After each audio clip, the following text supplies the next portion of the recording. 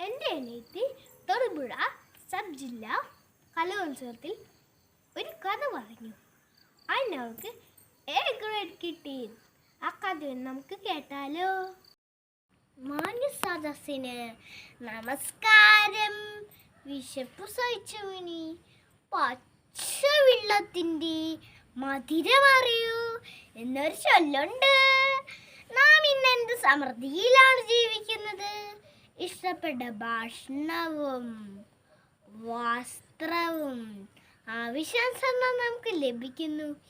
ഇതൊന്നും ലഭിക്കാത്ത കുറേ കുട്ടികൾ നമ്മുടെ ചുറ്റുപാടും ജീവിക്കുന്നു.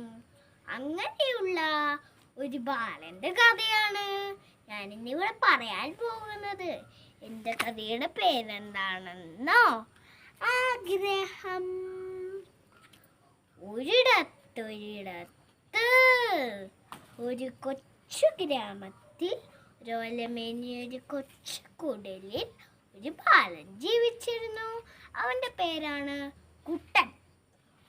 സ്കൂൾ ജീവിതം എന്താണെന്ന് പോലും അവൻ അറിഞ്ഞിരുന്നില്ല.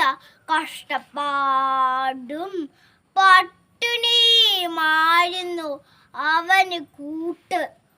ഒരു നേരത്തെ ആഹാരം പോലും കഴിക്കാനില്ലാത്ത പഠിക്കാനുള്ള ആഗ്രഹം വളരെ വലുതായിരുന്നു. ഇത് കണ്ട് തൻ്റെ അമ്മ അവനെ ഒരു സർക്കാർ സ്കൂളിൽ ചേർത്തു. സ്കൂളിലേക്ക് ചെന്നതും എല്ലാവർക്കും പുതിയ ബാഗുകൾ, ചെരുപ്പുകൾ കണ്ട് കുഞ്ഞിൻ്റെ മുഖത്തേക്ക് അമ്മയ്ക്ക് നോക്കാനേ കഴിഞ്ഞില്ല. അങ്ങനെ അവിടെ വെച്ച് കുട്ടന് ബാബു എന്നൊരു സുഹൃത്തിനെ ലഭിച്ചു. കുട്ടൻ ചോദിച്ചു, നിന്റെ വീട് ഓലയാണോ ആടാണോ? അവൻ പറഞ്ഞു, മാളികപ്പുറമുള്ള വീട്. കുട്ടൻ അതിശയത്തോട് ചോദിച്ചു, മാളികപ്പുറമോ? അതെന്താ? ബാബു പറഞ്ഞു, നീ അങ്ങനെയുള്ള വീടൊന്നും കണ്ടിട്ടില്ലേ? ഞാനൊരു ദിവസം എൻ്റെ വീട്ടിലേക്ക് നിന്നെ കൊണ്ടുപോകാം. അങ്ങനെ ഒരു ദിവസം ബാബു കുട്ടനെയും കൂട്ടി യാത്രയായി. വീട് കണ്ടതും കുട്ടൻ ഞെട്ടിപ്പോയി. ഇതെന്താ, കുട്ടാരം പോലെ ഉണ്ടല്ലോ. വാതിൽ തുറന്നതും കുട്ടനോട് പേടിച്ചു പോയി. അതാ നോക്ക്, അങ്ങനെയുള്ള മറ്റൊരു വീട്. ആ വീട്ടിൽ എന്താണെന്നോ? ഒരു വലിയ പട്ടിക്കുട്ടിയുടെ മുമ്പിൽ എന്താണെന്നോ? ഒരു വലിയ പാത്രം നിറയെ ഭക്ഷണം.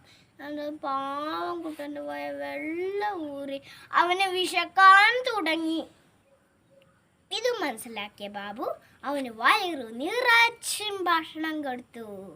വിവിധ തരം ഭക്ഷണം കഴിച്ച് അവൻ സന്തോഷത്തോടെ വീട്ടിലേക്ക് മടങ്ങി. അങ്ങനെ ഒരു ദിവസം ടീച്ചർ എല്ലാവരോടുമായി ഒരു ചോദ്യം ചോദിച്ചു, നിങ്ങൾക്ക് ഭാവിയിൽ ആരാകണം? ഇത് കേട്ടതും കുട്ടൻ ഉറക്കെ വിളിച്ച് പറഞ്ഞു, എനിക്ക് ബാബുവിൻ്റെ വീട്ടിലത്തെ പട്ടിക്കുട്ടി ആയാൽ മതി. ഇത് കേട്ടത് എല്ലാവരും ചിരിക്കാൻ തുടങ്ങി. പക്ഷെ അധികം നേരം ചിരി ഉണ്ടായില്ല. കുട്ടൻ്റെ അവസ്ഥ മനസ്സിലാക്കിയ കൂട്ടുകാരും അധ്യാപകരും അവനെ സഹായിച്ചു. അങ്ങനെ അവൻ പട്ടിണിയിലൂടെയും കഷ്ടപ്പാടിലൂടെയും പഠിച്ചുയരങ്ങളിലേക്ക് എത്തി. ഇതിൽ നിന്ന് നിങ്ങൾക്ക് എന്ത് മനസ്സിലാക്കാം? ആഗ്രഹമുണ്ടെങ്കിൽ ജീവിതത്തിൽ ഉയരങ്ങൾ കീഴടക്കാൻ സാധിക്കൂ. കുട്ടൻ്റെ ജീവിതം നമുക്കും ഒരു പ്രചോദനമാട്ടെ. നന്ദി, നമസ്കാരം.